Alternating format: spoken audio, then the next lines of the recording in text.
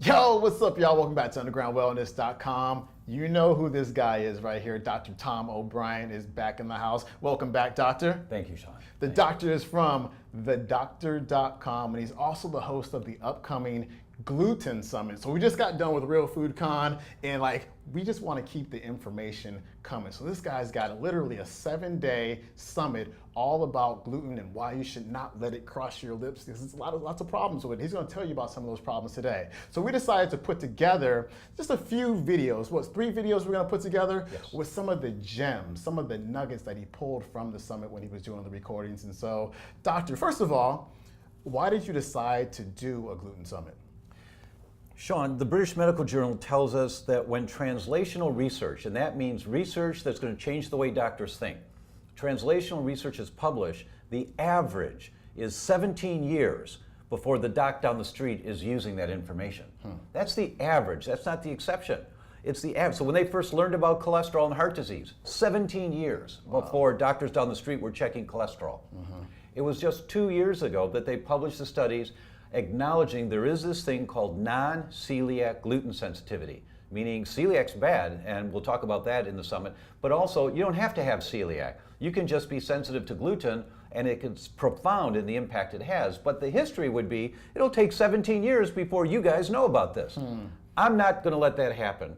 So I want to move the needle so that by January of 2014, we have hundreds of thousands of people and doctors that understand. You just got to check if this is a problem for you. Yeah, I'm glad you're doing this. So that's quite a lag period, 17 years. 17 years, it doesn't make sense, but that's the average. We're going to speed this up for a lot of people. That's exactly right. So you've come with some gems. You're going to drop some truth bombs, as I call it, on my audience here. Yes. What's the first gem you got for us? The first one is about the brain. We think of a food sensitivity as being a gut problem.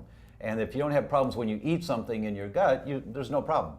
But for every one person that has problems in their gut, there are 8 that have it somewhere else in their body, not in their gut. And the most common organ is the brain to be affected. It might be brain fog, it might be seizures, it might be migraines, it could be just a loss of cognitive function, it could be depression or anxiety. And there are hundreds of studies of showing that it reverses for some people on a gluten-free diet if they have this gluten sensitivity. So there are 16 different mechanisms that I know. One of the mechanisms, a very common one, is a lack of blood flow going into the brain. It's called hypoperfusion. All right, my man, all right. You know. We've been playing Scrabble. Hypoperfusion. It means a lack of blood flow. And so the brain has 25% of the blood at any one time that's in the body. It's up in the brain because there's so much activity going on there, right? I'm from the Midwest. When you water your lawn, we know in the Midwest, you have to soak it in the summertime for a good hour, a couple of hours, once or twice a week. If you water it for 5 minutes, the grass dies because the blades of grass don't absorb water. You've got to get the water down to the roots, right? So you've got to soak it. So is your brain soaked with blood? When it's not soaked with blood, it's called hypoperfusion. And they did a study and they showed that 73%, that's 3 out of 4 people with this sensitivity to gluten have a lack of blood flow into some part of their brain. Now, what does that mean? Cross your legs for 2 hours. Stand up and run. You can't. Give your kid toast for breakfast. Send him to school to learn. If he's sensitive to gluten, part of his brain, he has a 73% likelihood part of his brain's not going to work right. That happens every day. Every day. Every single day. It's some type of cereal with gluten in it, or it's toast, or whatever. The kids That's go right. to school. And sandwiches. And they're expected to learn. They're expected to sit there and have their wild to brains me. open and being able to function well.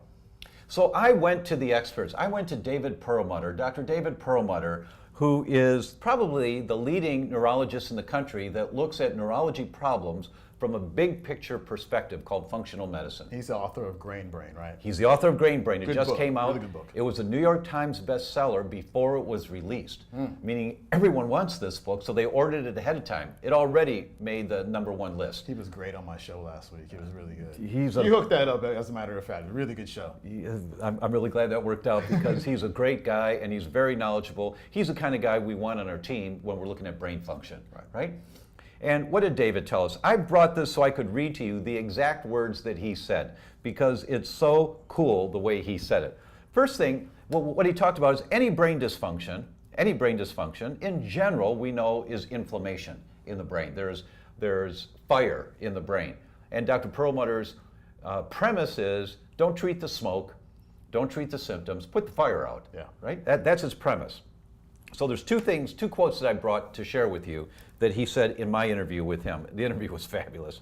He said, as it relates to the brain and things like headaches and seizures, we're seeing an incredible explosion of data coming our way demonstrating that in fact many neurological problems have at their core anything that can induce inflammation. So it's fire in the brain. And front and center, certainly, in my mentality is gluten, because gluten sensitivity is so vast. He checks every neurological patient for gluten sensitivity just to make sure, because it's so obvious that if they've got that problem, it likely will affect their brain. Right. The second thing he said, all of your listeners now are prepared for the chance occurrence of helping either themselves or somebody else that they love by knowing how widespread the consequences of gluten sensitivity are, and that gluten sensitivity can be a neurologic problem without any involvement of the gut whatsoever. So you don't have to have digestive symptoms. You don't have to have digestive symptoms. You don't have to have, you eat it, you may not be able to tell that you got a problem going on because you think of your gut and how you feel when you, like if you feel bloated or full. You may just have a migraine that comes an hour later. You may have a seizure that comes tomorrow. You might have a memory issue that you think you're just getting older. I mean, how many people think that, oh yeah, I'm getting older, I can't remember the way I used to. Oh really? How old are you? Well, I'm 34. No! No! It could be the toast that they have for breakfast. Listen, people. Really that simple. Listen, we should be able to learn a new language when we're 80.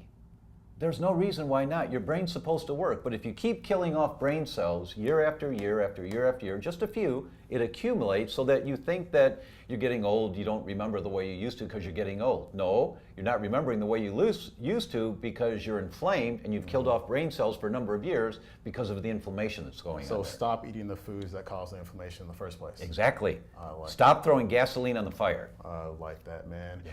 FreeGlutenSummit.com. Head over there. There's going to be lots of information just like that. You start on November 11th. November 11th. And go through the 17th, correct? That's right. It's going to be really good. Head over, FreeGlutenSummit.com. We're going to come back next Tuesday with one more gem for Dr. Tom O'Brien.